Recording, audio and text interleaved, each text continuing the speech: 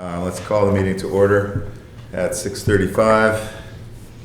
And the first item on the agenda is approve the minutes from the regular meeting held on January 14th, 2020. Make a motion, we approve the minutes from the January regular meeting, January 14th, 2020. Second. I had a couple changes. Okay. Okay. All right. There were two of the terms were just typos, and I thought you had that. You know what? I talked about it. I don't know if it got put in here. Both of the vacancies to fill elected positions, their terms end on November 2nd, 2021. So they both got typoed differently. That got buried in here. Yeah. So we do need to correct. I don't know if we need to do a vote again or just correct the minutes. Well, just correct the minutes. Yeah. Correct the minutes to reflect the Deep River Elementary School term is November 2nd, 2021. Okay. And the Library Board of Trustees, Krista Carlson, is also 11/2/21. And the reason for that is they are appointed to fill elected vacancies, which end on the next election. The next election, That's where right. that date comes from. Okay. Thank you for catching that, Amy. It would have slipped right past you. Actually, Joyce who caught it. No, but even right now, it got buried in my folder and I didn't see it, so thanks. Corrections. With corrections. So you amend your motion to with corrections? With corrections. Yeah. I'll second it with the corrections. Okay. All those in favor? Aye. All right, terrific. Amy, our next item on the agenda is a presentation from Amy Winchell, our town clerk, who has done a tremendous amount of work over the past year? 2 years. 2 years, using state grant money to update and our ordinances and code books. So I'm going to let Amy take over from here. Okay, so as you're aware, Deep River is governed by home rule ordinance. It just means that we create ordinances, our laws. We don't have a charter. We create laws on an as-needed basis. They are approved here first, and then they go to town meeting for approval.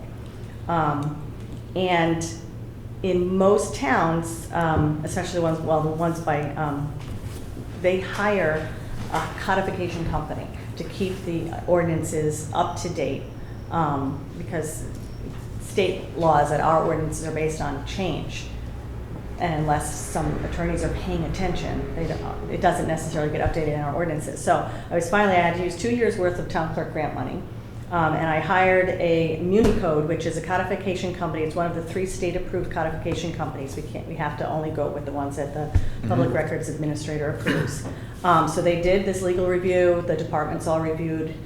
Basically, it stayed the same. It's just that it was streamlined. The extra stuff that doesn't need to stay in there. It's still here. It's a permanent town record. When every single one of these that goes to town meeting, those records are preserved forever. So we're not losing anything. It's basically just they did a legal review, and anything that was of a general or permanent nature is in this book now. It makes it much easier to look it up.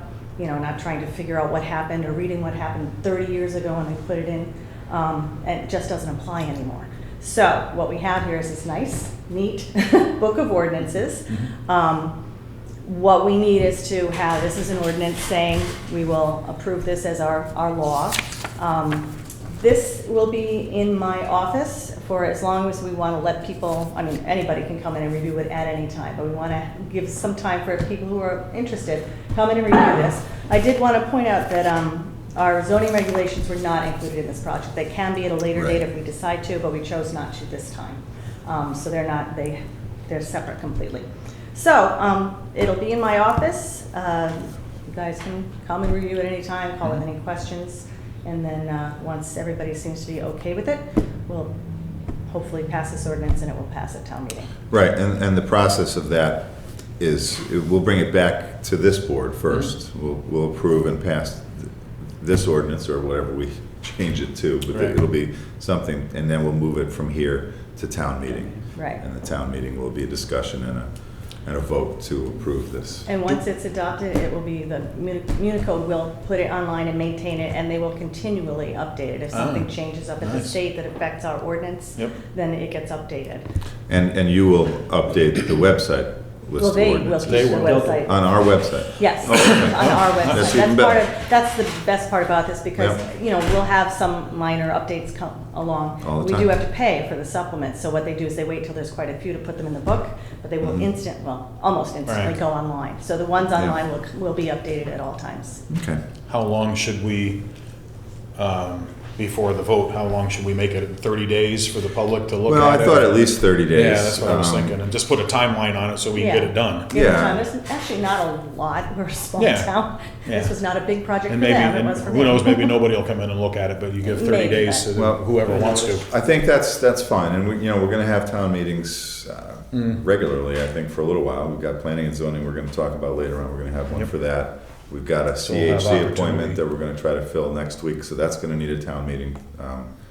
And we've got the budget town meeting Yeah. coming up, and Yeah. I'm not sure if we wanna wait that long for that, but we could probably tack this right into that. It's Yeah. a big, for me, this is a big deal. The ordinance is how we govern ourselves. Right. And Connecticut and New England states are unique in the country as to how we govern ourselves, and I think it's great. It is really democracy Absolutely. at its root. So it's something that doesn't have to be pushed.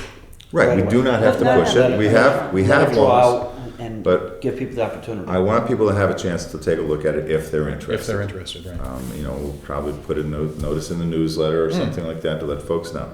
I want you guys to have a chance to look at it if you're inclined. And then we'll move it forward, but, I would suggest that no sooner than 30 days. Okay. And then we'll have a conversation about it and see if we want to move it forward or not. Okay. Okay? Okay, sounds good, so this will be in my office. Great. Okay. Check the website for my office Do you have a recliner hours. in your office where you can come in A to sit and there's no read? reclining in my There's- No, office, okay. no. Some comfortable reading? Thank you for the 2 years of work. Yeah, Yes. you're very Thank you. welcome. Thanks, Amy. Thanks, Amy. You don't have to leave. Yeah. Yes, she does. That's why we put her up on the front. Next is, and there is no action needed on that. We'll just continue the conversation. Next item on the agenda is appointments. Inland Wetlands Commission, I received some correspondence from the chairman, Tanner Steves, who had asked that we move Michael Tomlinson from an alternate member to a regular member, and then George Atwood, who is now currently a regular member, down to an alternate member. George is just getting busy and has decided he wants to step back a little bit, so he wants to stay Doesn't involved. want to step away, Yeah, he just wants to step back a Step little. back a little bit. Okay. So, Was Mike the next alternate in line? yeah. Okay, just, Yep, no, that's good. That's a good question. Make sure. That was the question that I asked. Yeah. And there is no obligation to do that. That's just how Deep River has operated for many years. That this is, as the alternates, move up. the longest tenured alternate moves up first. It doesn't have to be that. We don't have to adhere to that, but that is how it's worked. Past And practice. I don't have any problem with it, so, that's where we are. So let's take care of that first, because that does not require a town meeting. That just goes from that, so. Well, I make a motion that for the Conservation and Inland Wetlands Commission, Mike Tomlinson from alternate to regular member, term to expire 12/1/2020, and George Atwood from regular member to alternate member for the term 12/1/2021. I'll second that. Any conversation? Other than we've already had? Okay. All those in favor? Aye. Next is planning and zoning. We had a resignation. I think you guys might have received letters. Jan Edgerton has determined that she does not want to participate any longer in planning and zoning, so she's resigned. She was a regular member, which again moves us back to alternate members moving up. Yep. Alan is, it's kind of goofy, but he technically is the longest tenured alternate. So we'll take a vote tonight to move him from alternate to regular member, and then we'll have to schedule a town meeting to have that vote, Okay. to confirm that. I'll make a motion to move Alan Paradis on planning and zoning from alternate member to regular member, term to expire 12/1/2020, and bring it to a town meeting. I second that. All right. Any conversation? Town meeting, I'll just try to schedule something. Actually, why don't we try to schedule it for our next selectmen's meeting? We have had some success in the past of just scheduling the town meeting immediately following Yep. our meeting. So. Okay. Or no, actually immediately preceding our Preceding, yeah. Yeah. Let me see how that goes. Okay. All right. All those in favor? Aye. Aye. Okay, audience of citizens, any other business? I don't think I have anything pressing, although we did talk about Park and Rec just for 1 second. And Margot does. Question, Fire away. on that last subject, does Yep. that leave 2 alternate positions open? It now? does, yep. And we'll work towards filling those as well.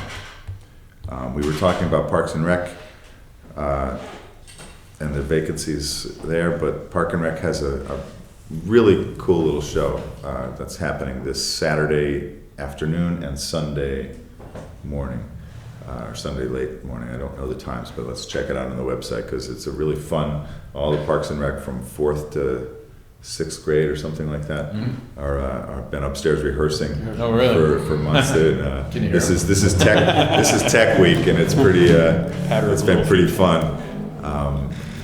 But that's this weekend, and if you have a chance, come and see it. They're really fun to watch. Actually, a little aside, the cast has been devastated by the flu and colds and stuff like that. So there's a 26-member cast. It was down to 13 the other day. So there are some of the kids that are out have bigger parts. Mm-hmm.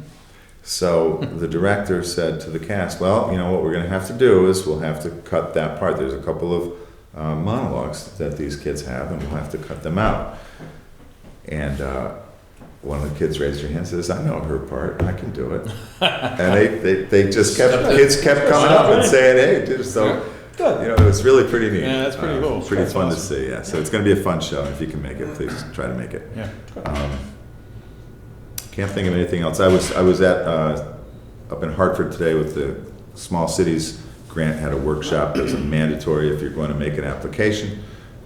You had to be there, you had to sign in, you had to sign out. And there are a bunch of other things. It's a much more onerous grant than it used to be. But Deep River has benefited from that grant in the past. I think we used Small Cities for our incubator space. Jonathan, you can correct this, I think we used Small Cities a little bit for our sidewalks. 56 High Street. Yep, that's right. We used Small Cities for some, I think we used Small Cities for the handicap ramp here at the town hall. Likely. Yep, and there are a couple of opportunities that, The library maybe too. yeah. And we have a sewer expansion that was left out of the project that they may, because it goes down to apartment housing, they might fund that, so we're gonna explore that.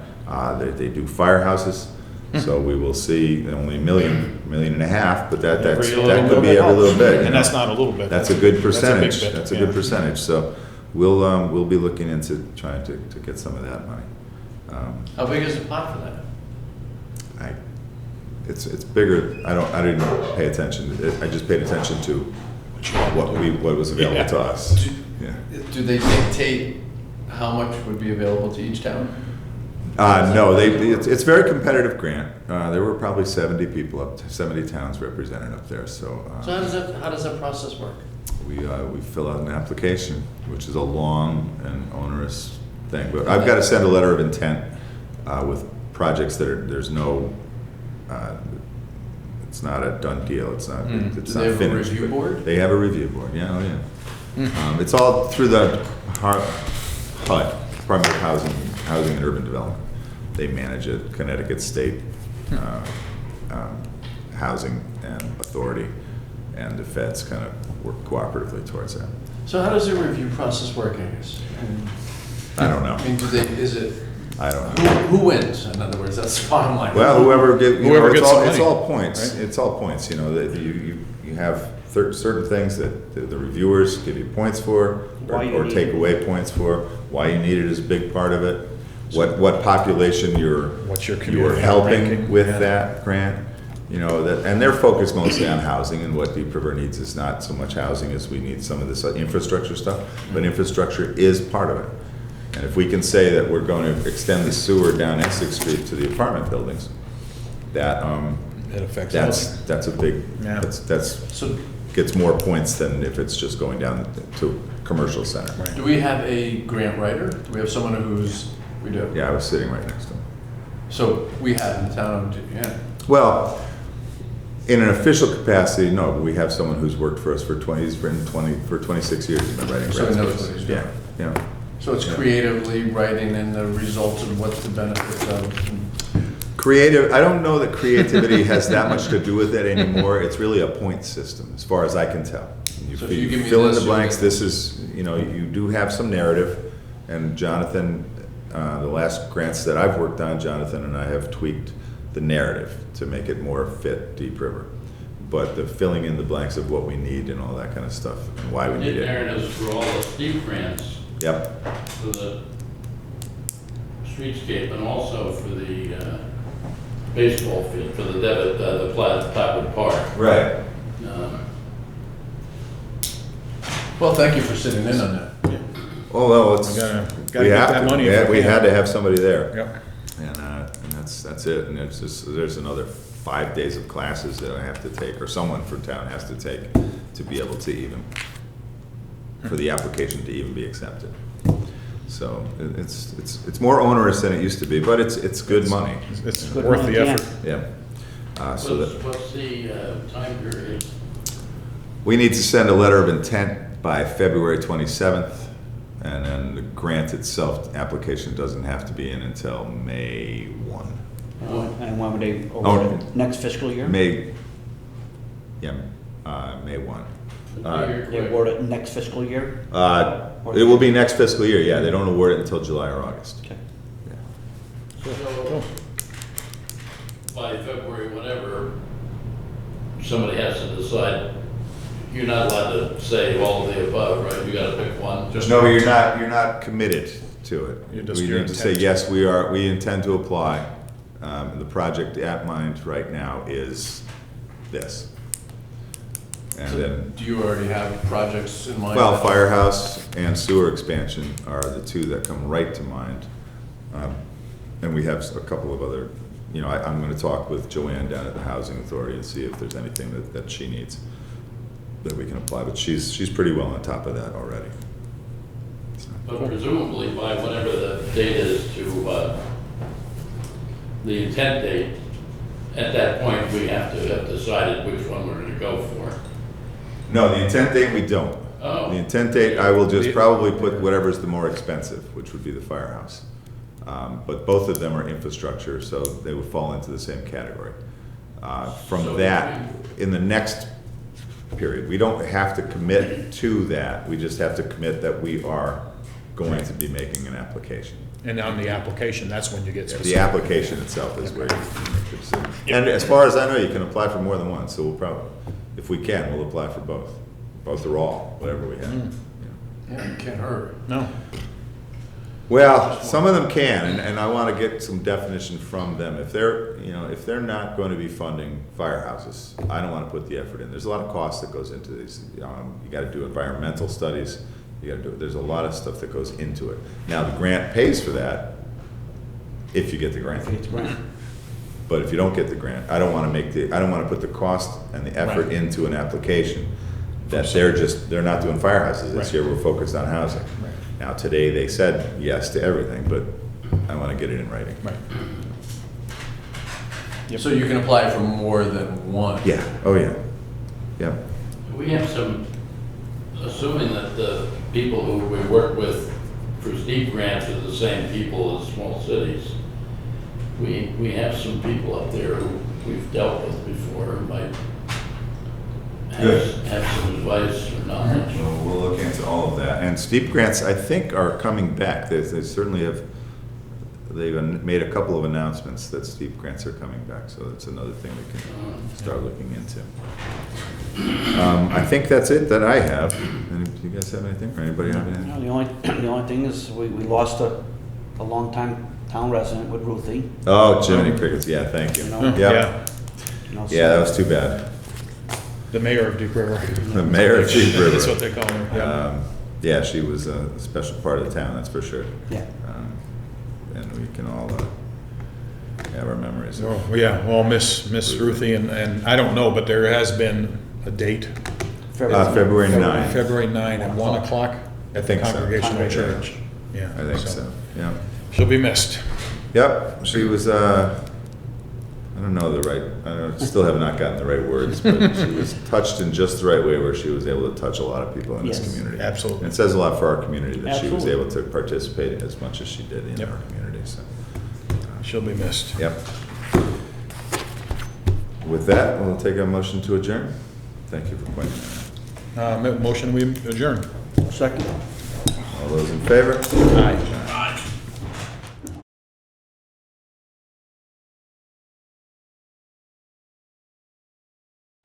Good evening, this is the regular meeting of the Deep River Board of Finance, the regular January meeting of the Deep River Board of Finance.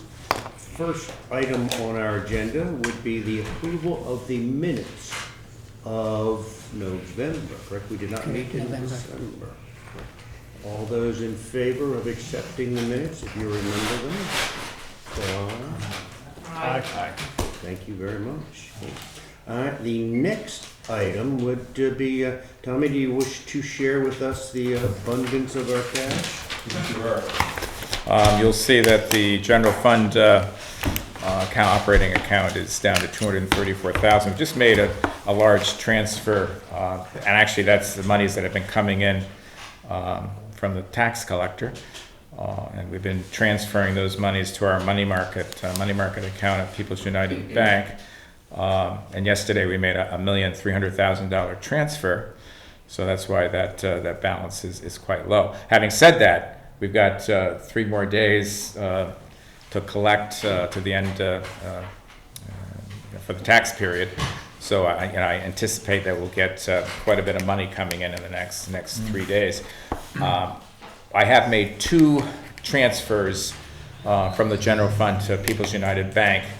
One on January 23rd for $1.4 million, and then one on January 26th for $1.3 million. So we've transferred $2,700,000 into the People's United Bank account. I went back to last year just to see kind of where we were in January.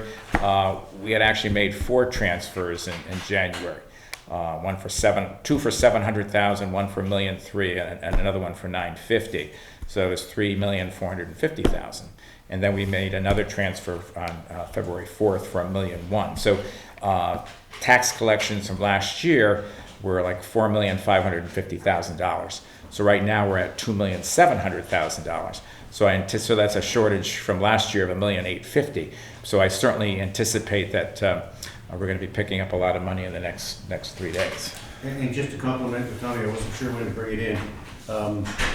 If you look at your financial reports, which closed, I think the date is Friday, it says we have collected about 80% of our taxes. As of, and I wish to grab a hold of Tommy, those who wait till the last, those who take advantage of the grace period to pay their taxes will truly take advantage of the grace period to pay their taxes, all right? So as of the end of the business day today, we're up to 88% of all of our taxes. If you compare that, as Tommy just did, to last year, at this time last year, on the 28th, we had collected 87% of our taxes. So we're close, but we seem to be doing slightly better. If you go back to last year, following Tommy, within the last 3 days of the grace period, we collected about $1 million. So we should continue to collect about $1 million. Right now, we have about $1.7 million of taxes we have not collected. We should. I'm going to summarize boldly that I think our cash flow is doing pretty well. So there's my story. And regarding the ECS monies, the education grant monies, we'll be getting on January 31st. A quarter of that amount was almost $1,667,000. So a quarter of that will be $416,674. So that should be coming in on the 31st. And then the last installment for this fiscal year will be coming on April 30th, and that will be half of the money. So it'll be $833,348. In December, we did not have a meeting, but we did have, there were 2 sewer extension payments made both made on actually December 17th. That's for the Kirtland and River Street sewer extension projects, bond payments. So one was for originally for $144,000, which began in 2016 for 40 years at 2.625%. The amount due was $5,858. So that brought, after that payment was made, that brought the principal balance down to $137,600.92. The other payment, actually, that was the original amount was $2,910,000 on 2016. Again, 40 years, 2.655. Well, that was 2.625%. That monthly payment was $118,379. That brought the balance of that project down to $2,780,689.73. So we've made 4 payments out of the 40 years. So there was and actually what happens is on the 17th, it's automatically those payments are automatically debited to our general fund account. So there was $124,237 from those 2 payments that came out of the general fund account on the 17th. I was in contact with James Sullivan and David LeMay from Essex Financial Services. Spoke to them and said, we should be getting together for the town and the firefighters pension plan. They gave me a couple of dates, and I just want to run those dates by you and see if either one of those is okay. These would be on Tuesdays. One is February 11th at 4 o'clock, and the other one would be February 25th at 4 o'clock. Now, the February 25th meeting, that would be our regular, probably the Board of Finance meeting, too. It's the fourth Tuesday. So I don't know if that's something you want to just do in one day and get everything out of the way. Or, again, we have February 11th. Too. I'm going to recommend that we go with this February 11th because we have other things to talk about, that pension committee. Okay. And I think it would be good to have the committee get together before the Board of Finance meeting. Do you want to, is 4 o'clock okay? You want to make it later? That's or? a Tuesday, right? It's a Tuesday. Yeah, 4 o'clock. Okay. 4 o'clock. I have a meeting from 3 to 4, so I might be a little bit late on that particular one, but I can get back to them tomorrow, and we'll just have to let Pete Lewis know and whoever the rep will be from the fire department. Yeah, Scott. Oh, Scott Bowden? Scott Bowden, yeah. Okay. Okay. That's pretty much all I have. Is that okay, Bud, with the 11th then? Maybe. Okay, yeah, something changes. Angus and I have been meeting with lots of people about our pensions, okay? And I truly believe that Angus and I have learned a lot. Okay. And the sequence should be that Angus and I should share what we have learned with the pension committee. Okay. We will make a recommendation to that pension committee, which Essex Financial will fit into that recommendation. Okay? Once that pension committee, at least the way I think I follow the rules of what have been set up, the pension committee makes a recommendation to the Selectmen and the Board of Finance. Okay? So everything I think is fine, except I'm hesitant about committing to a meeting with Essex Financial until those folks Right. agree with what we would like to do. You've been in contact with Ethics Financial. Yeah. And I'm tempted to give the punchline away, but I'd like to go through the route. No, I think we should stick to the process that I think is established, and that's fine. Well, we could meet. Let's talk about it. Can we kick that down the tomorrow. road just a little bit? Okay. All right, so you want me to just go back to them and we'll just tell them that we'll get back to them with a date? I assume Angus has been talking with them rather intimately over the last month or so. Well, I know that when I talked to Dave LeMay, he said I think he was in touch with you in December. Yeah, no, when we've spoken subsequent to that, actually with James, I've been emailing back a little bit, so we should be fine. It's just a matter of, and I think I sense your discomfort with having the conversation with the committee with one of the people that we're speaking with at that meeting. But we could, and we can talk about that. The committee could meet prior to on the 11th, you know, something like that. So. Yes. And it's fine. It's not. There's nothing secretive. It's just. Yeah, that's okay. So do you want me to just put this on hold, or Just you? for, or till just you for get a back day to or so. me? Let me All talk right. with James and with No problem. Bud and. Okay, so you're gonna see talk to everybody's- James? yeah, Okay, yeah. or Yeah. Dave Lemay, Yeah. whatever. Okay, all right, no problem. Thanks. Yeah. Thank you. Well, I'm trying, this is far more exciting than it actually is, folks, but I'm just trying to sequence things, so. All right. I skipped by audience of citizens. I assume I'm reading the citizens' faces correctly. Treasurer's report, we have recommendation of selectmen, but I'm going to boldly go to the next line, which is correspondence. And I just want to conceptually talk to the board about correspondence. From time to time, we get correspondence. And Laurie is kind enough to pick those up. Laurie then does a sort whether they are relevant to the full boards, okay? A lot of it is just advertising. Occasionally, people will hand them to me when I come in here, and I will then go home and open it and decide whether it is relevant for the board. But that's a lot of responsibility that Laurie and I have taken on all by ourselves, okay? People send us letters. For instance, people have sent us letters from the Connecticut River Coastal Conservation District. It is a CC of a letter they sent to Angus, and they're asking to begin to be considered in next year's budget, okay? Now, either Laurie or I could read this to you, or we could pass it around. We are doing a sort that maybe you wouldn't be interested. Last week we got one from the Tri-Town Youth Bureau, the same concept. We're asking for money in the budget, goes to Angus, CC's me. Anyone have any thoughts? Do they wish Laurie and I to continue to do the sort? Or do you wish to see everything? Do you wish it entered into the minutes? I don't know. Well, my thought is, all requests for money have to go through the selectmen and before we can even consider it. We don't consider it until it goes to them. Yes, it is good that we are made aware of this stuff. I do make you aware when I get these. It doesn't always come the other way, but I do try to make you aware of when we get these, but just, hey, FYI. And that is fine with me, it's worked fine for the last. last couple hundred years. Yeah. So I say it can continue, other than if some of you wish to say, one of those boards is asking for more than what Angus is putting in the budget, would it be helpful for you to know? But, right now, we're going to, unless you have a druther, I'm going to continue to allow Laurie to do the sorts, so.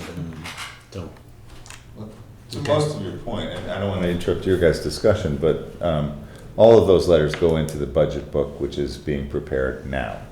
And I expect to have everybody's responses back by the end of the week, and then they'll all be in the book, and then we'll start the process. So, Beginning of you March, know, yes. yeah.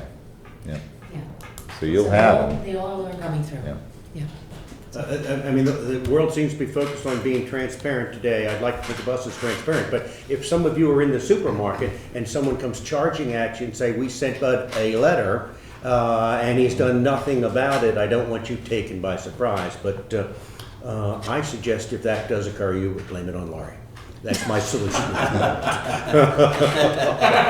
That's fine. With that as That's a fine. bit of a background, we did get a letter, which Laurie took home. Actually, I was looking for this one. Mahoney and Sorry, I was Sable, sick. that is quite all right. Mahoney and Sable, which is our external auditor, has sent us a letter asking Angus and I to enter into the contract for the audit that they are currently doing. But it's dated July, which I found rather, Actually, when it came in, Angus and I both commented on it, seems a bit odd, but nevertheless, Yeah.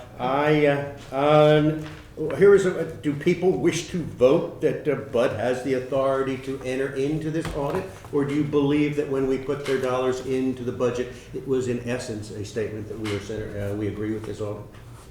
How would anyone like to proceed?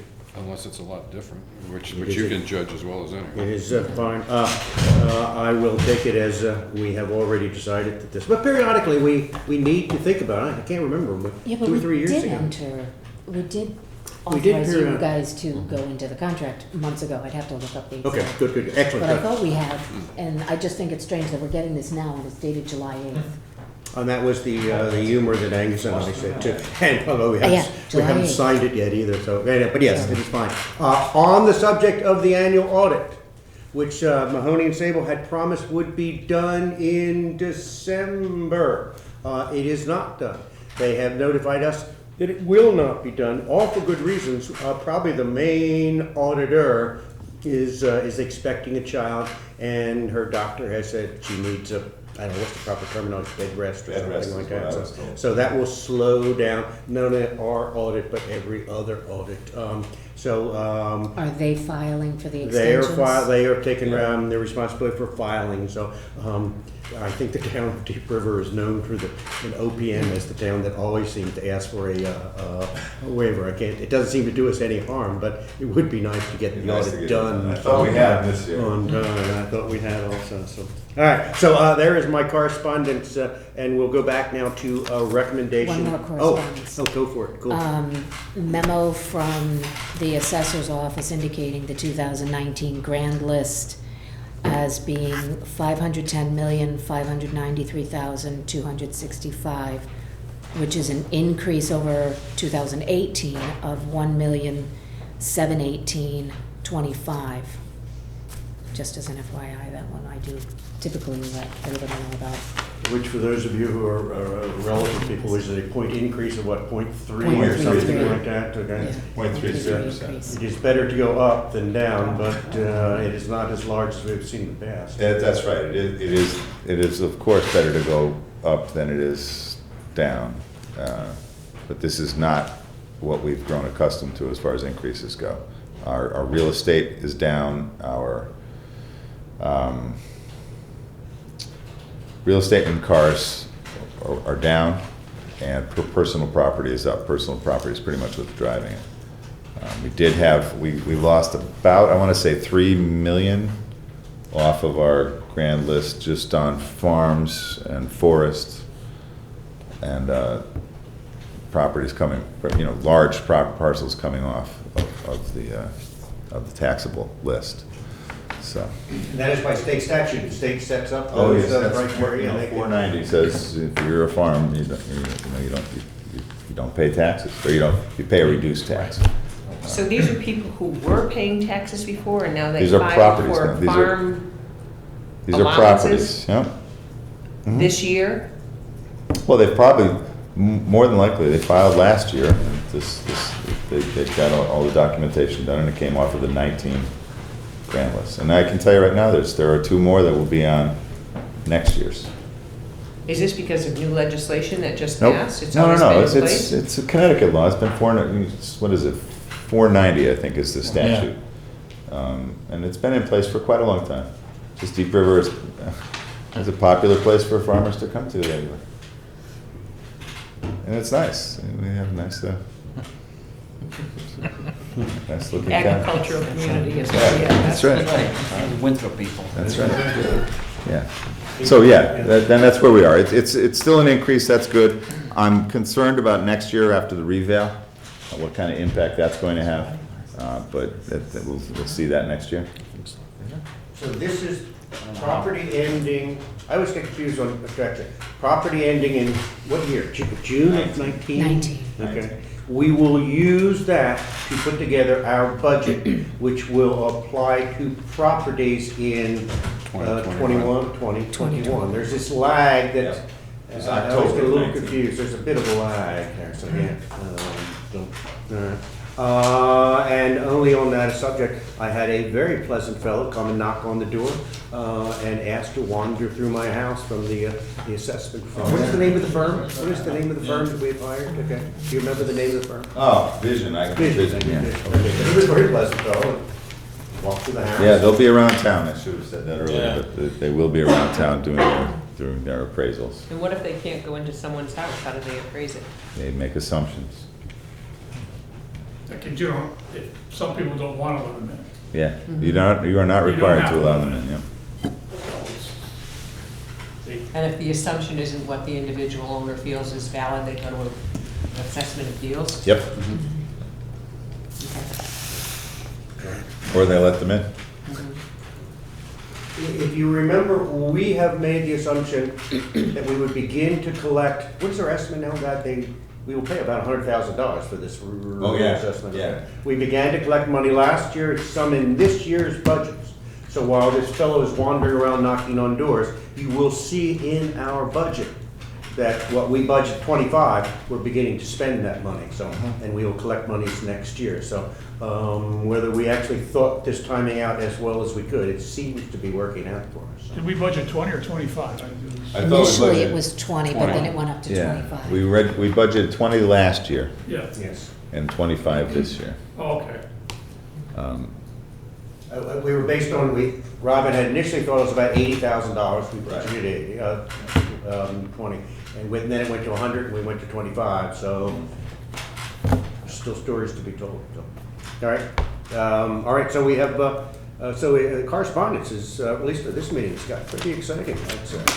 All right, see, I told you, we should deal with the correspondence more often. All right, it is time for recommendation of selectmen. Angus, what say you? First thing, and probably I think the most important thing is you all had a conversation in November at your November meeting regarding hiring of another part-time constable. We have done all of our interviews, and we are asking that we make the hires. And Matthew Ward is the resident state trooper up in Chester. He's going to be retiring. And I would like to get him on board as soon as possible, which looks as if that will be April. We need to, in order to get him on board in April, we need to make a decision tonight that we're going to do it. We What's have his last name again? Ward, W-A-R-D. And is it 2 T's in Matthew or 1? 2.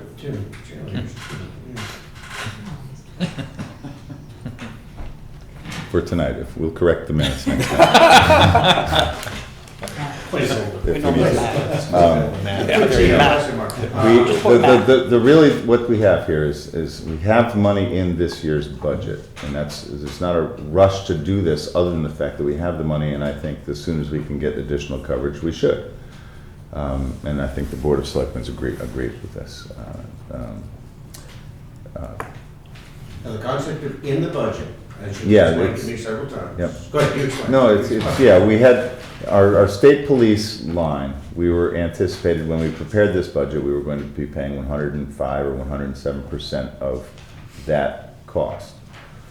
The state has legislated reduced that to 85%, so we have additional funds in the budget. We need to move it from state police to constables, but I think you all have the authority to do that.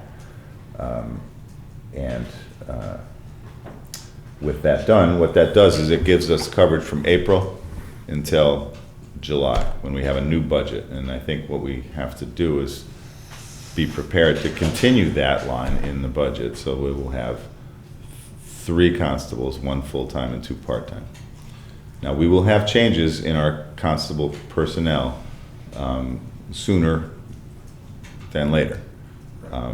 And as that happens, we can move to, there's good conversation going on right now that we move to 3 part-time, which gives us coverage of 72 hours every week. Our resident trooper is encouraging that. Our past resident trooper encouraged that, and that's what Chester is doing with 2 part-timers. So, and I think they're on to 3 now. They're on to 3 now. Yeah, so it does save us some money with benefits, and it gives us coverage. But what I don't want to do is to hire Matt for April, May, and June, and then July comes around and we don't have that money in the budget. So I think we need to decide that this is something that we want to continue to do, and the Board of Selectmen has decided that it is. So we're hopeful that you guys will agree, and we can Now, move for a forward. while, we were talking about hiring another part-time constable for training purposes, when Pete leaves and so on. Has that been dropped right now, or is that? Well, that's what this does, basically. Well, this guy doesn't need training now. He doesn't need training, but he's He does. He does, and, you know, it's amazing In that a weird way. there is training that has to go in when you go from state police to constable. Okay, you're not nasty. Yeah, exactly. That's amazing. That's right, a big smile. But yeah, I think the training that you're referring to, that training was more just to get used to Deep River, you know, to get to know the people, to get to know the process. It wasn't so much training as to this is how Deep River operates, but it was more training as to It's more this is Deep acclimations River, in the yeah. area that he's And Matt is really a good find for us. I mean, he's been the resident trooper in Chester for 2 years. He's familiar with the schools. He's worked with Dawn on what used to be the DARE program. It's now a new program. He was the resident trooper in Killingworth for 12 years, so he's familiar with the area. He lives in Old Lyme. He's the right choice for Deep River. That's I believe very strongly. So you know, I'll leave it to you guys to have a conversation and answer any other questions you might have. Constable in Deep River does not have to live in Deep River. No. Okay.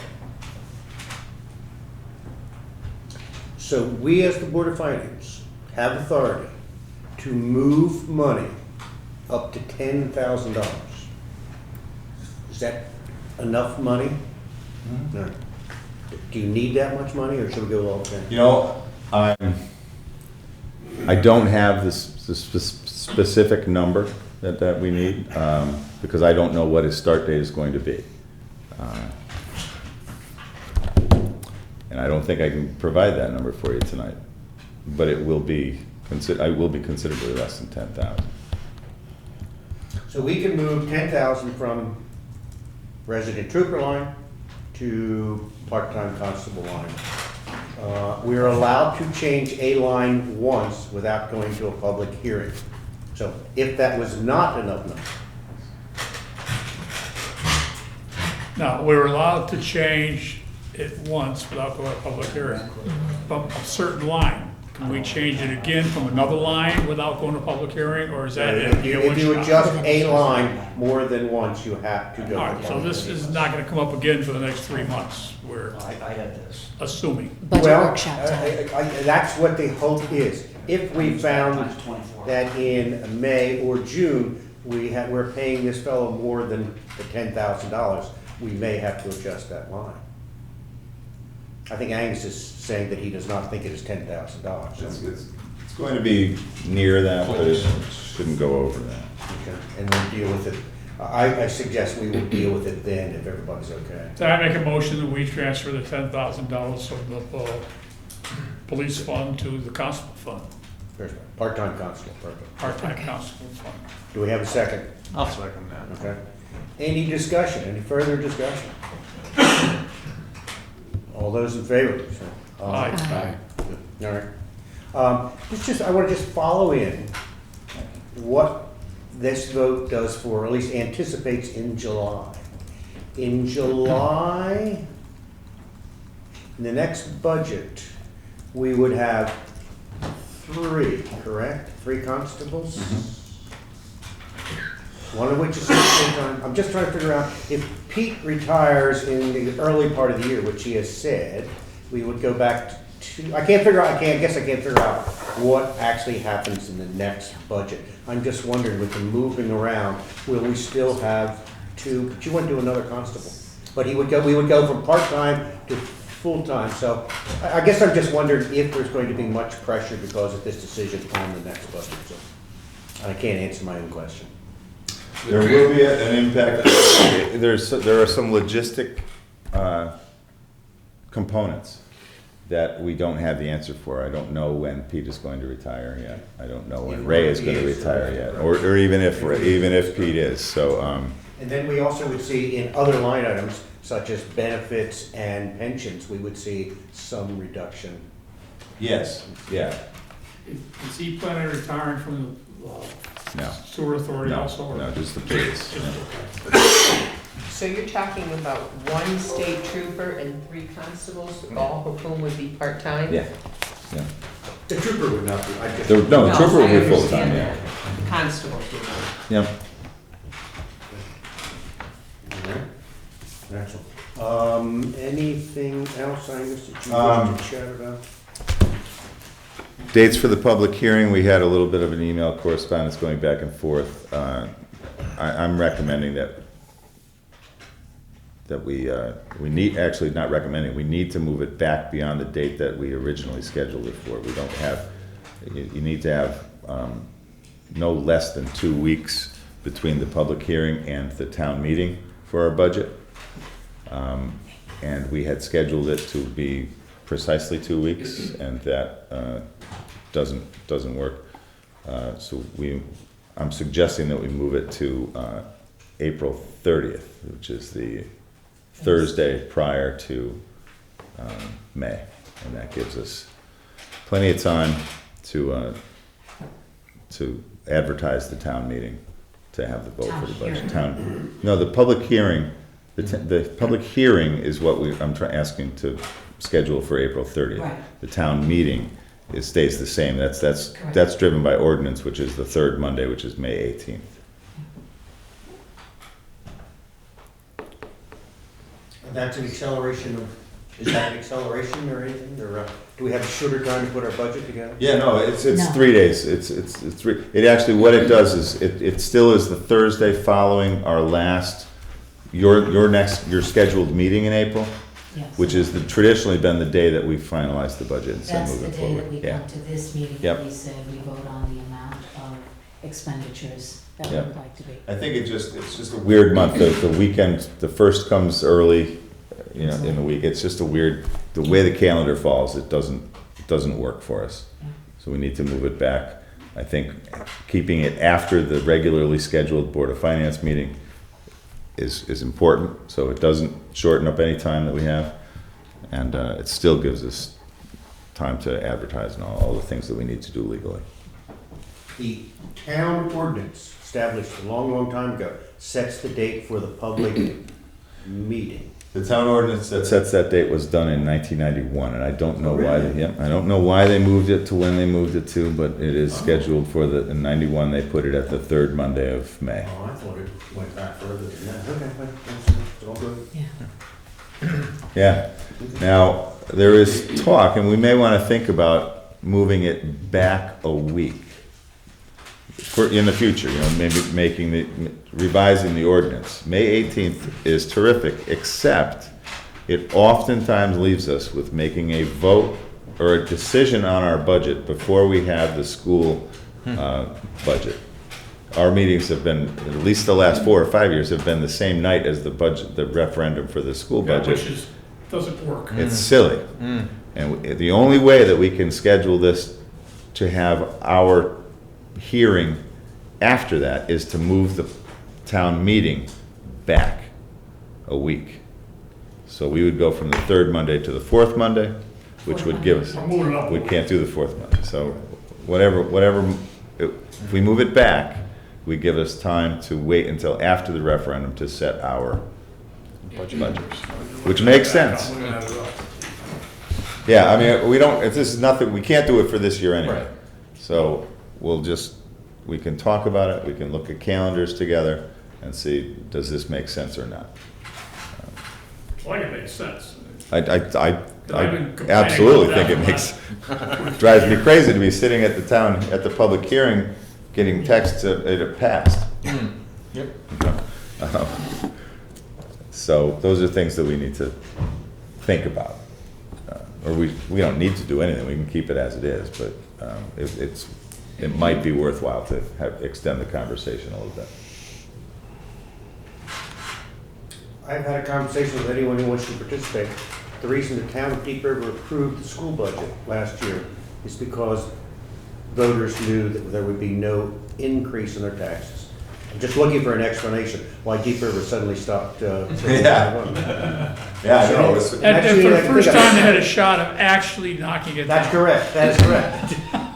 But if we had the public meeting prior to the referendum, voters would still know our anticipated tax million. Well, yeah, and that's gonna be this year. Vote. This year, it will be a couple days before. I certainly like the idea of pushing ours back past But to your point, does that give those who send out tax bills enough time? Well, there's the question, and I think that's why it was moved to the 18th, was to allow for time. If the budget is not approved, we need to get back to the drawing board. We need to have time to get back in front of a town meeting or a referendum to get a budget approved. And I expect that that's why it was set when it was set. 'Cause it gives us- Many towns want vote their budget down 2 or 3 times. Oh, yeah. That's correct. So Yep. it's not like this is a unique situation. Nope. No, it's not. In many towns, I- Over Never passed time. the budget the first time. over time, they set their mill rate well before their budget is passed, because they have to. You know, I don't think Clinton passed their budget this year until September. You know, so you guys have to set your mill rate Whether it's before, you know, but whether it's passed or not. For July, we have to have a mill rate, so. We've been lucky, you know, we've been lucky, we've worked hard, but we've had some good budgets over the last few years. And we didn't have much trouble. Hopefully, we have the same luck this year. But yeah, so that's, really, I don't think we need to do anything except for put it in our heads that we're going to schedule the public hearing for it. And we need to let the school know they asked about that, so they can schedule their meeting to come to talk to us. Right, I have here, I'm sorry, I've been down, but I haven't sent out the emails to the different departments asking for them to contact me, so we can get them scheduled to come to a workshop starting in March. Speaking of budget and other departments, Angus, you have made contact with others. Could you tell us what you told other departments, how to begin to prepare their budget? Did you give them any direction? Give me a 0% increase. And we'll see. We do have a 2.5 negotiated salary increase this year. So that will be an increase, but I believe that we asked everyone to leave that to me and Kathy. Just give us your budget. You know, we'll go from that.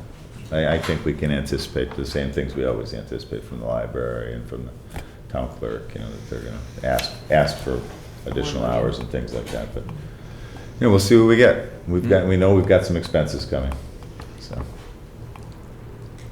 but I anticipate I should have those all by the end of this week.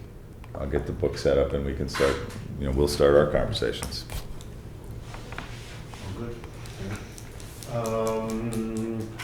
Anyone we can either do it as we go through the budget, or does anyone have questions for how we're spending our money at the moment?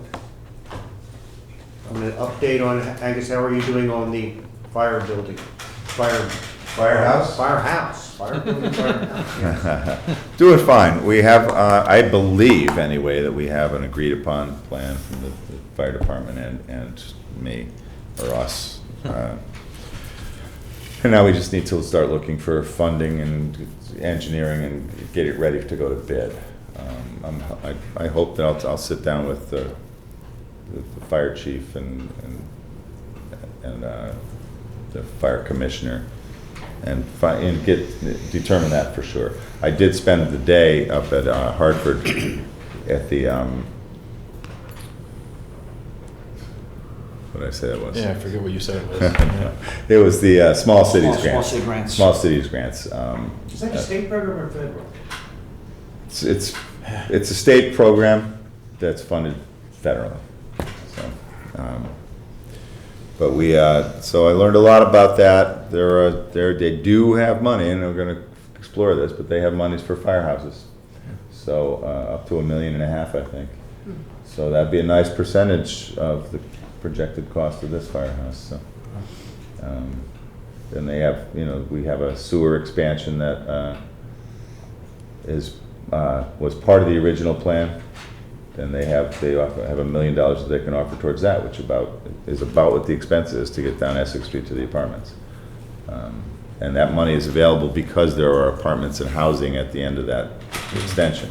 If that was a commercial extension, it would not be money for it. So there are monies out there that we're going to try to take advantage of. Can't think of anything else as far as. Let me say with firehouse. Stay with firehouse. while things are moving forward, you are not forward enough to say, start setting dates for referendums, and we could make, well, while we will find out. No, we They will won't. most likely not be reflected in the budget we will present in May. It's going to be a tight one. We will have to go to, our next step, if everything is where I think it is, our next step is to get an estimate, a real estimate of cost. Once we get that estimate, we can go to referendum and say, does the town authorize us to spend this money on this firehouse? Up to this amount of money. And then, and then once we get that authorization, then we can start with the engineering and all of the things that have to go into actually getting that before we go to bid. And put it, part of that cost is going to be bid documents. So I would anticipate that we're going to be ready for that within a couple of months. And those bid document costs would probably be reflected in our next budget. Any capital borrowings for a firehouse would probably be in a I would anticipate that's the case, yeah. And we've got to look into all kinds of, USDA does firehouses, part of that will be grant. The small cities, hopefully they will go with some grant money for that, so. Where do we stand for the fire truck? Good question. We were denied our grant money. Right. I was actually sitting with our grant writer today, and we're gonna put in again for it, but I don't think, where we stand with it, as far as I know, that the fire department is looking, shopping and building, getting ready to build, getting numbers for us. They anticipate, and I think rightfully so, that we told them that if we didn't get the grant, we'd Pay for the truck. pay for their truck. What is the timing of their, certainly in this I have year's not- budget, I we have have not money, heard. we've not heard. I have not And for them to go acquire it, we have to do a borrowing. Yeah. Here we are in January, so. I would like very much to have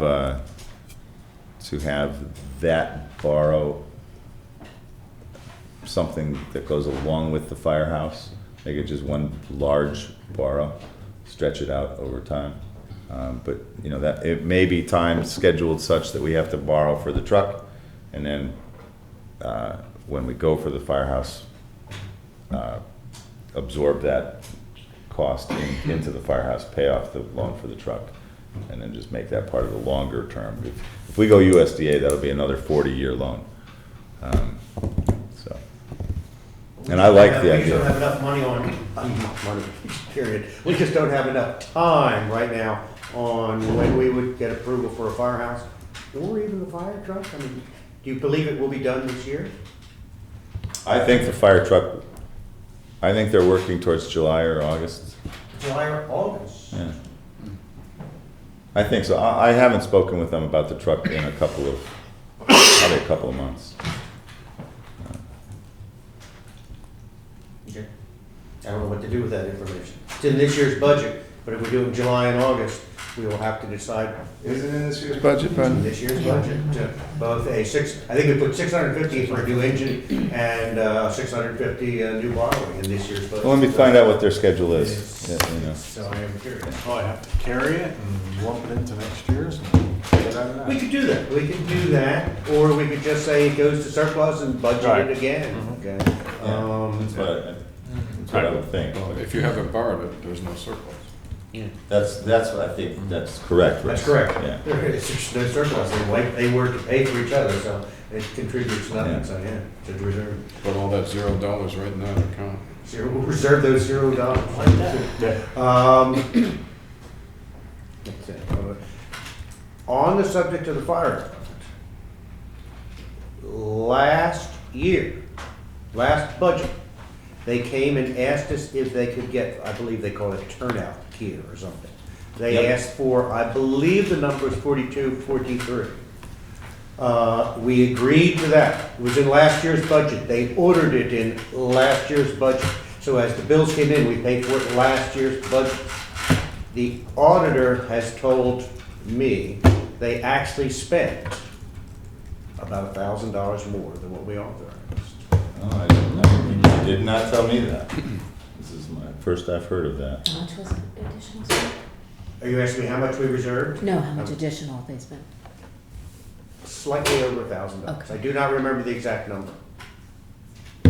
I haven't heard that. Puts us in an awkward spot. I say it puts us in an awkward spot, okay? Auditor says, you want me to just change the number in last year's budget, which they're currently auditing. Seemed like a simple solution. It just, that's not the way it's supposed, it's a small number. What is sad is that these fellows are generally pretty good at coming in and sharing with you that we asked for 43 and we spent 44. I mean, for very logical reasons, but, I don't know. Yeah, I don't know. I want to look into that. Suppose we then let the story hang for the moment. Conceptually, we as Board of Finance we have to approve that number to make the adjustment. Yeah, absolutely. And it seems that they should come in here and tell us why. So. Did they give you any documentation or just gave you the information that this is what happened? Gave me the information. I believe they gave Kathy the document. Okay. Well, actually, she gave them the document and they gave it back to her. So we'll sit down with let's Kathy follow and up on that. Yep. But, no, they don't generally do that. no, that was So, what they're really good at, and I wouldn't even be surprised I would not be surprised that they would be taken aback as well. Yeah. The bill just came in and so be it, which sounds more their operating procedure. So was there any prior knowledge? Did anybody tell anybody that they were $1,000 over? Was it just a surprise we're $1,000 over? I don't have a story other than the auditor says the actual bills that you paid are greater than what you authorized. What do you want to do about it? Lori, put that on your agenda for next month. We'll have the answers for We you. should have that. Good. All right. So, all right. That's my story. Okay. Yeah, I have no surprises if you're ready for this. There's nothing that's extraordinary. If you all have any questions, that's You guys always say there's no surprises in there. well, until you guys start asking the questions. There's nothing I was surprised at. We're on target. I didn't see anything off the whack. Yeah. I didn't either. On all our revenues where there are 100% left, that in other words, they haven't yet been paid, those are all state things, like the town aid road maintenance. Yes, Town Aid grant, Road we have not gotten yet. Infrastructure grant, LoCIP, that kind of thing. Yep, LoCIP we have not applied for yet. We will, we can carry that over if we want to for next year, if we have a project that we think we're gonna use. But we'll probably use LoCIP money for highway purposes this year, curbing or something like that in the And spring. that will come when the state budget is set? No, that'll come when I have to apply, we have to fill out an application for it. That's a grant that we will, we are entitled to, I think, what is it, 37, 33 this year, something like that. 31,000. 31,000, right, yeah, that went down this year. Which we from budgeted for. Yep, and we'll apply for it, but we have to apply for it.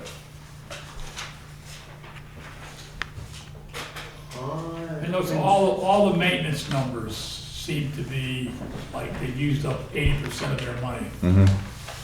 The Yeah, fire that, department, the town, everybody. the fire department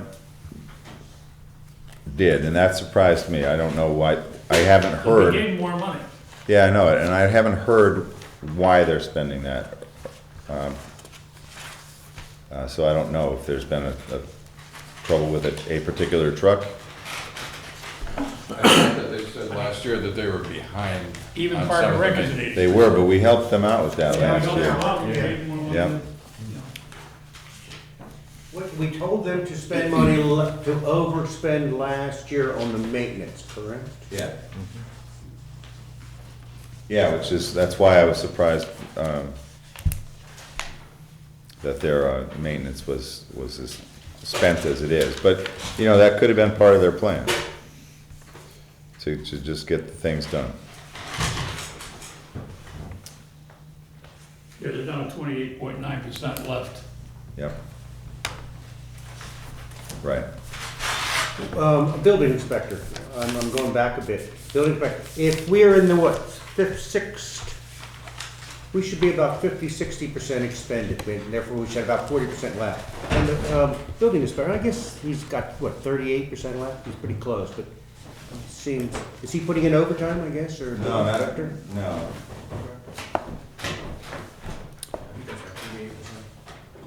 Seems a bit, right? No, it's a bit, but he's, it's better than he's been ever, as long as I've been paying attention to. Well, we had him doing all kinds of stuff. So Yeah. Yes. Planning and zoning has a substantial under expenditure. I'm not sure that's the right phrase. We had a gap in planning and zoning officers, so that could put some relief on the salary. Yep.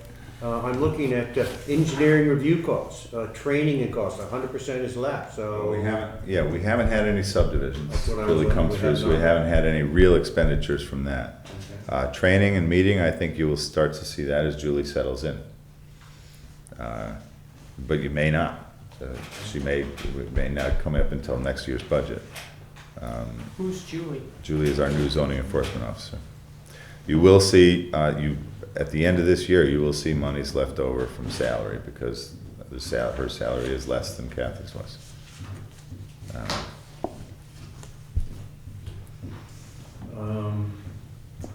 Highway department's a little confusing. Yep. At least what I see here.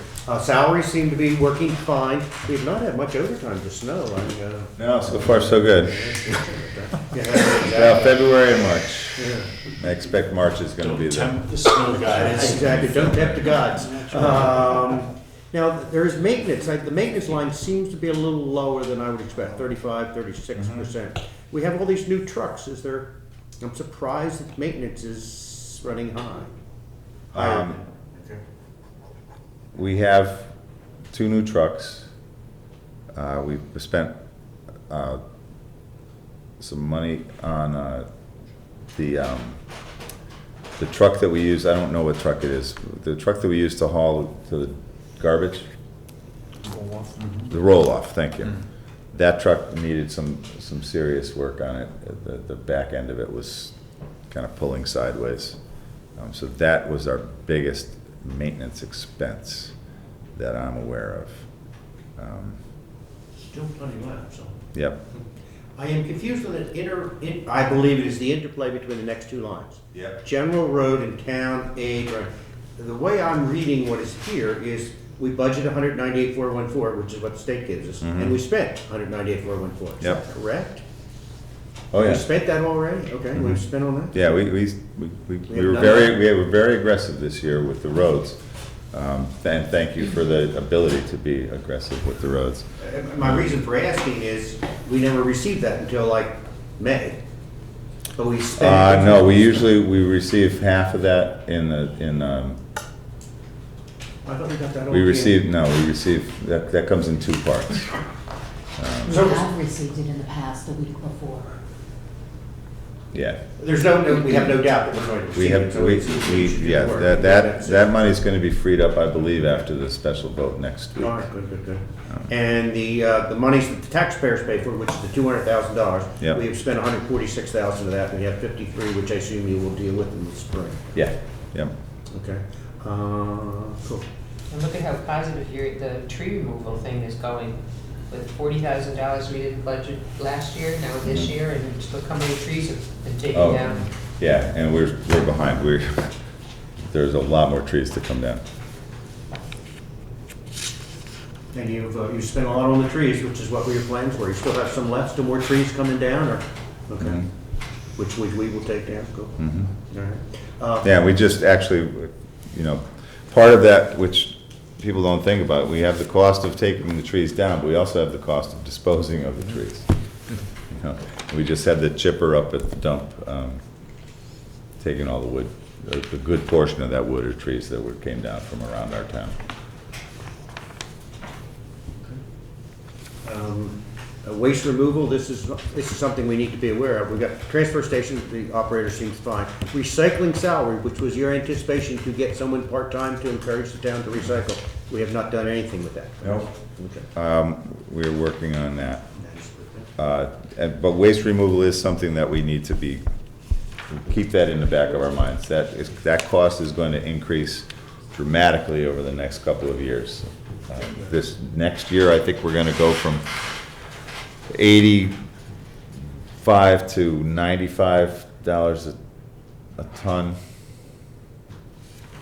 And the year after that, it's projected to be up as high as, maybe up as high as 140. Is that the mirror tipping That's fees? the mirror tipping fees, yeah. So we need to reduce the amount of garbage that we produce. And that's gotta come through education and probably a little bit of austerity. But that's something we are looking at and we will continue to look at. There are lots of programs around. Old Saybrook has gotten a pretty aggressive little plan going. The state, and I'm hopeful that we can have some public information sessions, maybe as soon as our next selectmen's meeting. You know what they do in Rhode Island? They send you a list of all the things, all the kinds of things in your house that are recyclable that you might not be aware of if you aren't not looking for the numbers on the bottoms of containers. Yep. Along with all the dates when they're collecting trash and all that sort of thing. They give you a list of everything. So if you're not sure, you can just go to that list, keep it in your kitchen. Yeah. Yep. And it's No. a very permanent record of what you can and cannot toss. And sometimes you contaminate a whole bag of recyclables by putting in something that. I'm learning, I always thought I was a pretty good recycler until I started looking at those lists and the things that and the single stream is probably gonna disappear because it's so easy to contaminate. You can't put a pizza box in your recycling. Right, with a greasy But top. who would have known that? It's a great big piece of cardboard. But it's got a bunch of food stuff on it, so it doesn't go in, it contaminates everything else it's in there with. And that those costs, number one, recycling is not worth anything. China's not taking anything anymore, and you just can't get rid of it. And number two, it's more and more expensive, and we need to get back away from the single stream and get into this containers for this kind of bottle, this containers for this. And the state is very aggressively looking at putting in some, I don't know if they're gonna have the gumption to do it this year, but new bottle bills and things like that, where mayonnaise jars and ketchup jars and all these things are gonna have deposits on them. Say the single stream is not working. Single stream is not working, it's costing more money than it's, and it's generating more garbage. So much easier. It's super easy, I know. I know. Those are the things, but we need to educate everybody on this stuff. Yeah. Let's see. We have an assistant operator up there, awfully pleasant fellow. Conceptually, we advertised his job amongst ourselves and to the town, that he would be there, it is a he, to prevent people from going down to bulky waste, etc. But that is a horrible assignment to give somebody in the middle of the winter. Will we put a house? Will we do anything? Or we have a shack that's available for him. I think the ultimate long-range goal is to redirect traffic. So that everyone has no choice but to drive around and then drive back up through the same way. But that's a long range. I've encountered him sitting in his car, so you're never quite sure somebody gets out of a car and comes at you. So it's a little. Well, we have a shack, but in the wintertime, that shack's not going to have electricity and heat. So I think a car is probably a better idea. We all talked about it, and we went with a human being as opposed to a gate. But I still think a gate would be good if we're not able to redirect the traffic. Looking at the household hazardous waste fees, we're at 33%. Is that where we think we're going to get pressure in this budget? We will get pressure. I don't know where it's going to get to, but we will have some pressure on that. All right, I'll tell you what, how about board finance? Close your eyes, turn the lights off, let's just ponder, let's think, let's meditate. Would anyone be sympathetic to beginning to charge people Where? at the dump? Expect There are people who do not use it, who have haulers themselves. I don't use the Should we school be- either, but I pay for the taxes. So I am dead against it. I've never had a child in this school system, ever. I'll give you a couple of mine, but, you can borrow mine. The cost of that solid waste is getting higher and higher, and should we do something to think about mitigating it? Those who use it, should they begin to absorb more of the cost than those who do not? Is the question, and that's why I said close the, we'll just meditate on this. It's not an answer, I just wonder if there's something we should do. Should we charge people for a sticker? Let me ask you a question. What, you have a ballpark figure that the transfer station costs us? Any ballpark? Is it- Oh, I'm not sure what you mean. We've got a Is it- budget right in front of us, what it costs. Is it, you have the salaries and all the fees, you know, is it 200, 300, 400, 500,000? I don't even know where it's at. $171,000 is what, No, 296, that's what we budgeted, right? no, 296, you're right. 96 what we budgeted. $300,000 is what the waste removal is in our budget. To offset, let's say out of the 4,600 people in Deep River, I don't know, let's say 1,000 people use the transfer station. You'd have to charge a lot of money for those 1,000 people to make anything back, and any substance, you know. If you charge $5 for a sticker, that's $5,000, and that's a drop in the bucket. I'm not sure that it's worth it at that point. It's purely from mathematics. Well, again, a lot of people have the garbage picked up for them. Well, they wouldn't get a sticker. Yeah, I would. No, I know, I haven't been to the dump in years. It's not a dump, it's a transfer station. Transfer station. I'm old. I do use it all the time, mostly to go see Kenny, but I use it all the time. But, you know, if he asked me $5 a year every January for a sticker, I would pay it. But I don't think it does a lot, except possibly upset people and.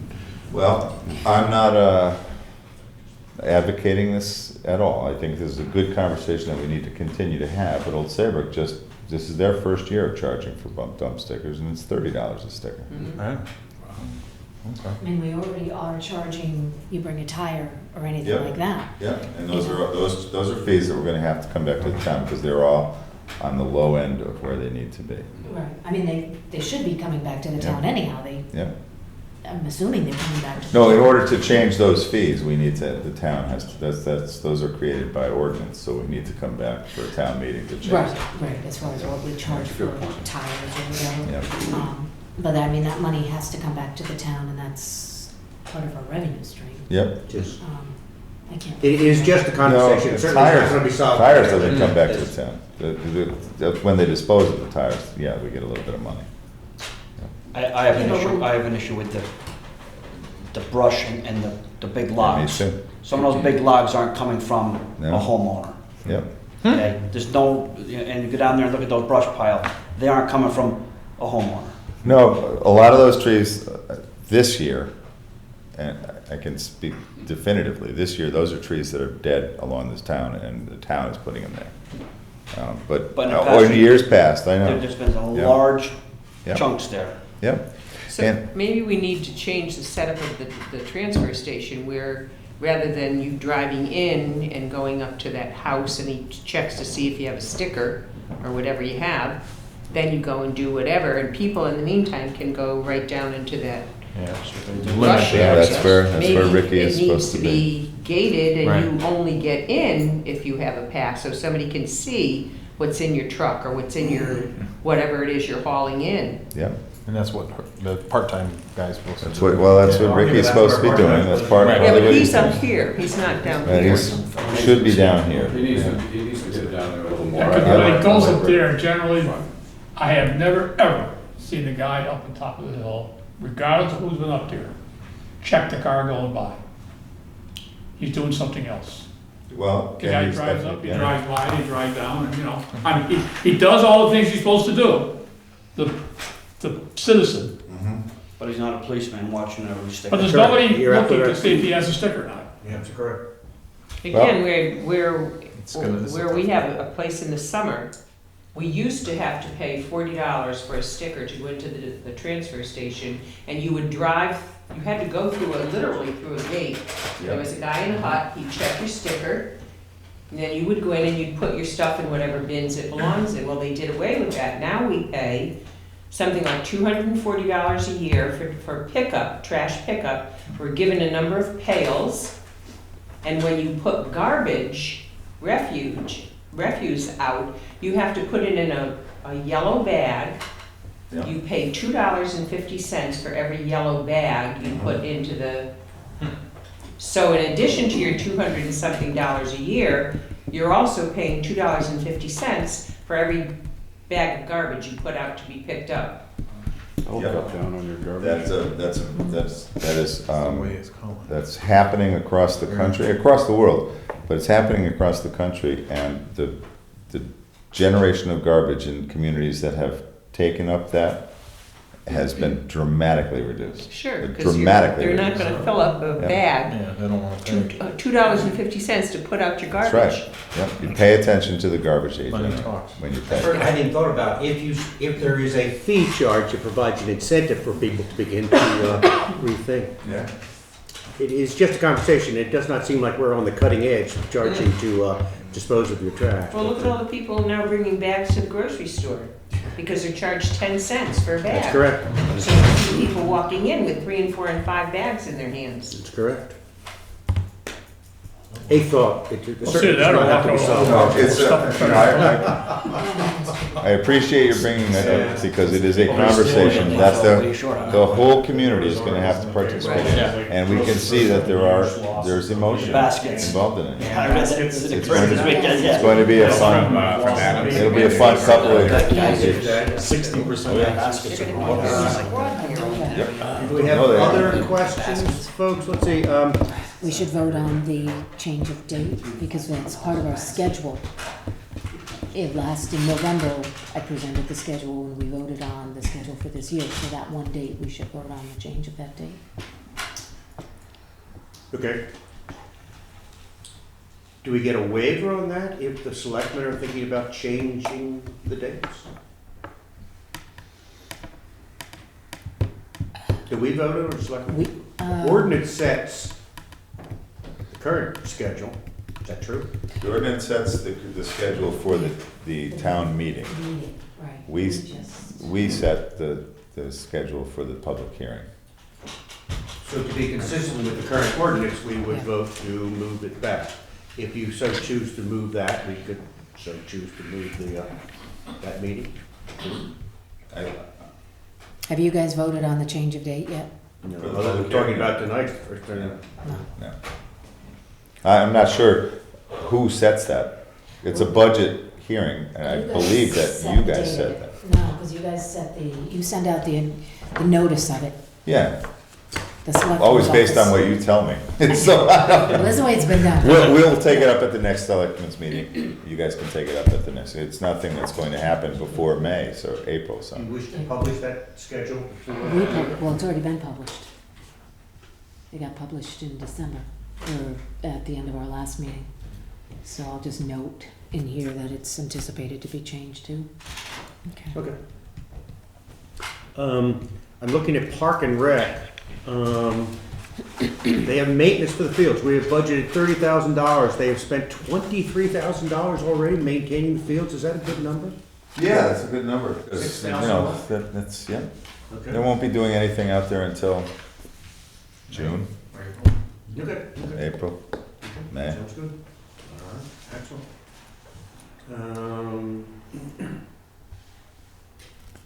All right. We have, we budgeted for the school, capital. We budgeted 40. We have 27, 28 left. Do you have plans to spend that on? Yeah, Got another roof? every bit of it. Every bit of it? Good. All right, anyone else have any other questions? What say you folks? We done? Good? Oh, did you all get informed that the lighting and the heating, the energy efficiency stuff that's done at the school, it's mostly done here, it's mostly done at the library, so those are all completed. It's made a huge impact at the school. Really, huge as in savings or in the quality of the lighting? Savings, I have not seen the bills yet, and this is the time of year that I wanted to, but the heating, just heat alone, you know, we were piecemealing all those valves, but now with all of the valves done, the controls are just tremendous, and they really are making a difference in the comfort level, just in the cool weather. That's good. Have you reached an agreement with the school board on how they will meet their payment obligation to us? We make the payment to the energy provider, okay? Yes, And they agreed to share that cost. Yep, they were gonna share it, they'll share it this year, and next year's budget, we'll just reflect it so that we're not getting a check from them and, you know, two different checks going into it. Okay. All good. You didn't do a new roof at the school? Yeah, we did. Well, it shows none of it's been used. Where is that? Let's see. Balance remaining, $30,000. Well, and that's just a bad job from our accounts manager. We'll take a look at it. We did the roof already.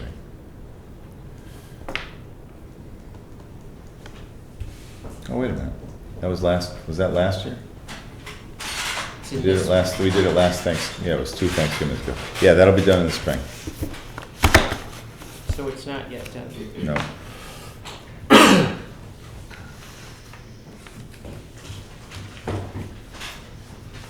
Yeah, that'll be done actually in 2 parts, because I think it's gonna be about a $60,000 section that needs to get done.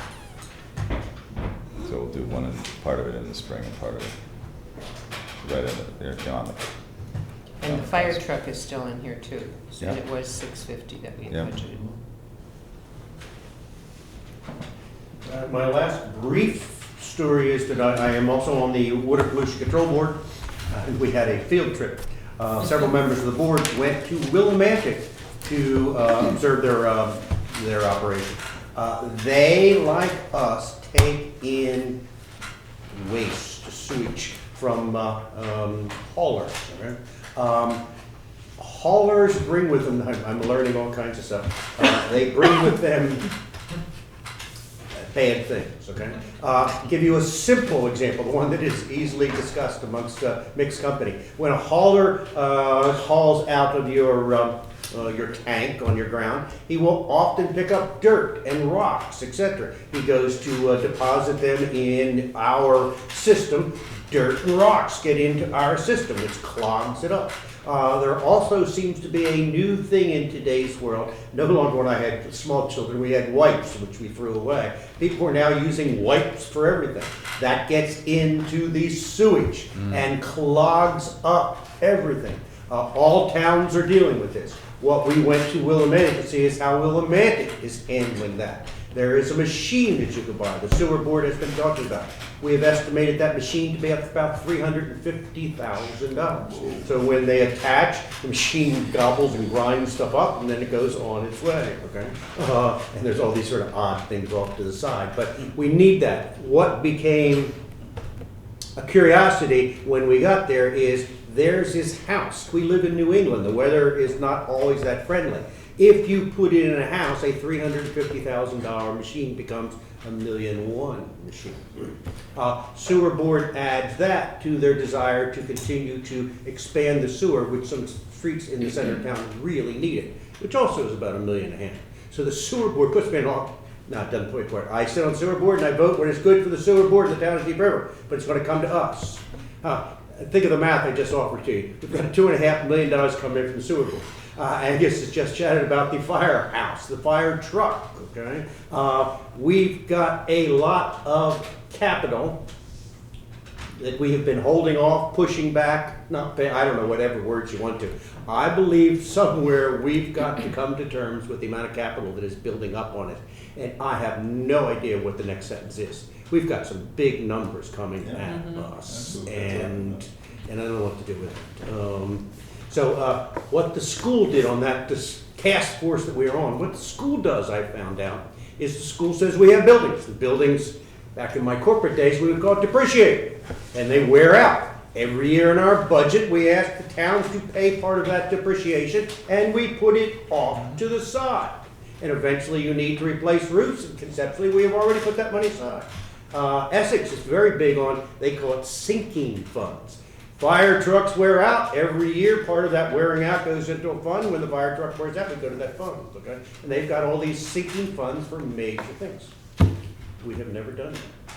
I don't know why we haven't, but we haven't done that. Okay? So the numbers, things are wearing out in our little town, and some of these numbers are going to get big. And I have no idea what to do about these questions, other than in our planning process, we may have to talk about. We need. Conceptually, we're supposed to, we have a capital plan. We used to have the town approve it, and it gave us a list of major items needed to be done in the future and to begin to budget. But I think some of these numbers are coming in, so we will have to knowingly ignore them, but we will have to address them. Well, there's no question that the firehouse, it'll go to the town. The town will decide if we're going to spend $3 million, $3.5 million, whatever that number comes in at. Just like all these expenditures. But we need to do something at the firehouse, so that is something that we're going to have to spend some money on. We need a larger amount that we set aside. It used to be X amount set aside for a truck, so that every 5 years, right. Maybe we need to increase that amount that we set aside. Well, I think you're right. I think I do all believe, these and we've had brief conversations about the beginnings of this, set the seed and get the town in the frame of mind. And I can tell you how it evolved away from that. It's easier to take $100,000 out of the budget than it is to put it in, especially for some future spending. But I think it's a mindset. We have to say, okay, we're going to have a capital fund for this, and like you said, you used Essex. Essex is a great example because they do that really well. They've got a fund for their radio system that they're halfway towards saving towards. They've got a fund for trucks. They set it up. They know what their costs are going to be, and they build towards it. So when and if they do need to borrow before they get to that, it's a lesser borrow. The last several years, we've been hit hard by school budgets, too, which has impacted, and we've talked about this many times, it's impacted what we can do in the town for our own infrastructure, the roads and the buildings and so forth. I don't think we had the ability to do sinking funds over the last several years. I certainly haven't sat on the board. I'm in agreement with that, but I do believe you can only talk about that for so long. It may catch up with us, and I don't know. Other than identifying it, I don't know what to tell you. Well, we've been consciously kicking several cans down the road, as they say. Very good. In order to pay for education, and you have to. I don't know that we kicked anything down the road. We tried. We put an effort into funding the fire truck in a way that we haven't tried before. We were very close, but we didn't succeed. Maybe we did that too late. Maybe we need to start it as an earlier process or something. No, it wasn't too late. The reason that got turned down is the truck doesn't get used enough for the federal government to pay for it. Another one. It went out 18 times or something like that. That was the reason that it got to that. But we tried, and I don't think that's kicking it down the road. I think that was looking for another option, That was the same reason we had a problem funding it. It wasn't used. Yeah, that's right.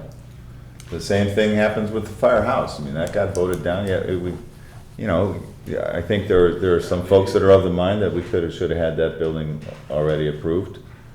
But we were struggling on how much it's going to cost and who's going to build it, and how many bays are there going to be, and how is it going to fit on the property. I don't think we kicked anything down the road as much as we just were trying to do a best job to do it, in a fiscally responsible way.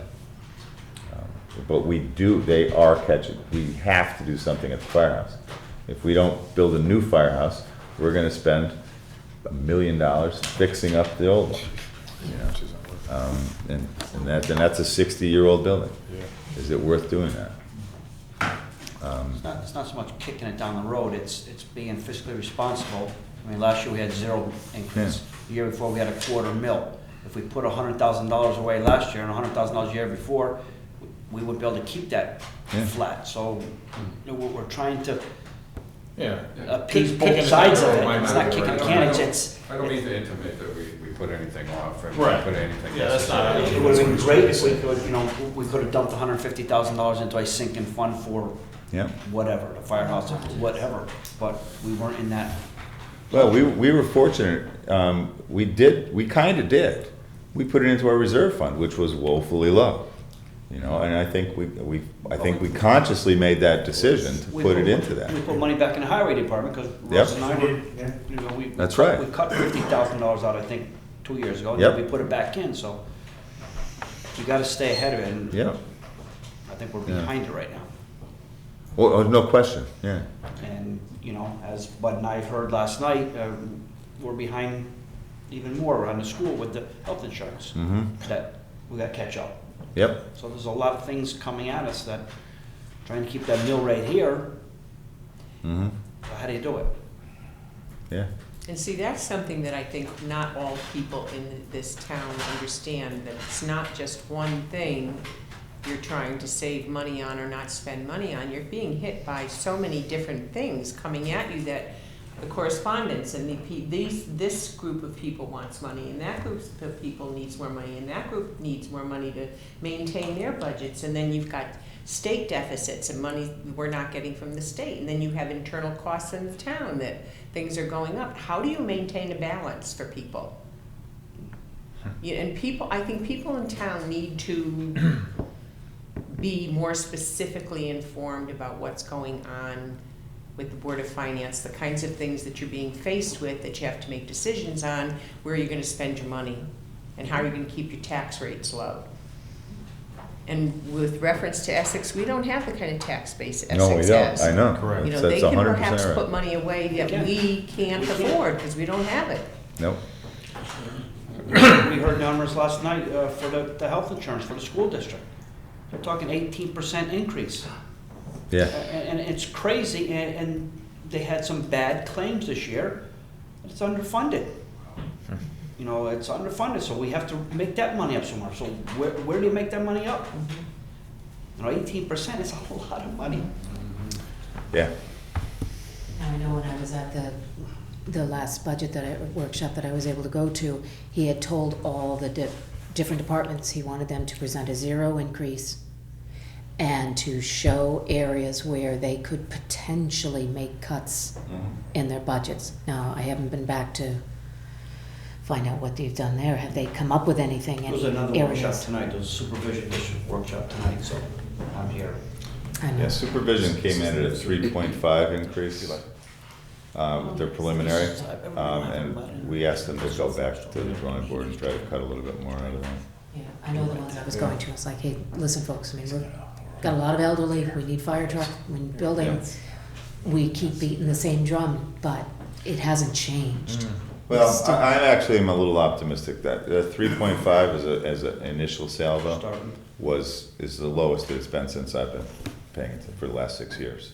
You know, And so far, the superintendent, at this point, he's still impressing me as actually trying to clean up a big mess. Yeah. So, He's you being know, very doing, transparent. yeah, he's doing a lot to try and bring things out to everybody. They made a presentation last night that, when I sat on the school board, I never saw it, but they made a presentation last night showing month by month, claim by claim, how much they spent out in health insurance. We never saw that, I don't believe we ever No, saw I it. never saw that ever. You know, maybe the finance Wow. division of the school board, I was never on that one, but, you know, it was very interesting, I thought. I mean, the numbers don't lie. Yeah. Yeah. And there was some big claims that they paid out. Yeah. Lori, did they make any reference to the program that, I guess it's a year in action at the high school for kids to take like AP courses? And who IB. was paying for it? Were the parents paying for it, or was? There were discussions about that. Again, I've been sick for 3 weeks, but there were discussions at that point as far as, yes, do we need to be putting these back on the parents of the students that are actually taking these courses? That was in the paper. That was in the paper. Oh. Yeah. But that was a All big- right, that well, was a this was big at the meeting, discussion they were last year. discussing it. Yeah. On last year's budget, who's gonna pay for the baccalaureate program, Right. the AP? That was a big discussion, you know, and on the budget workshops, and now it's are rising again. Mhm. It's a big cost. Yes, Yeah. it's For over a small number of $700 per students. kid. Yeah, and I'll hold my thoughts for.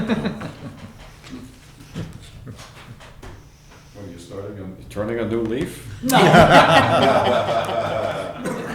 I'll say, because a lot of these classes are transferable to college, and if we're paying for them as a resident, as taxpayers, it's helping out the families. Because if your child has to pay for those classes going to college, you're paying for them. Mhm. Right now, we're paying for them as taxpayers. Mhm. I think it's great that we offer it, but to pay the whole bill, it's a lot of money. I think we had a discussion last year, John and I had about it, and I think it's great that we offer these classes for our children, but Madison doesn't pay for them. The parents pay for them. Really? If you take an AP course, Madison West doesn't pay tuition? Testing. The testing is very. The testing, Very okay, the expensive, testing, yeah. okay. But even the horses themselves, some of them are Okay. expensive. It's great because we want our children to thrive and get smarter, but there's a price tag to it also. There is. And the number of students that are participating in it is not large. You have a handful of people that are taking a bunch of classes. Exactly. And I'm not saying cut it out completely, but if little Johnny's taking 4 AP classes, well, then maybe the parents should pay 50% of it. And Susie's only taking 1 class, we'll pick up 1. I don't A know. lot of kids take none. Exactly. Exactly. Well, the cost gets to the point where my daughter lives in Wayland, Mass, and the word in Wayland, Mass is educate and evacuate. The minute the kid graduates, they're out of there. They got a great school system. But once the kid graduates, they're out of there. Wow. Because you just can't afford it. Yep.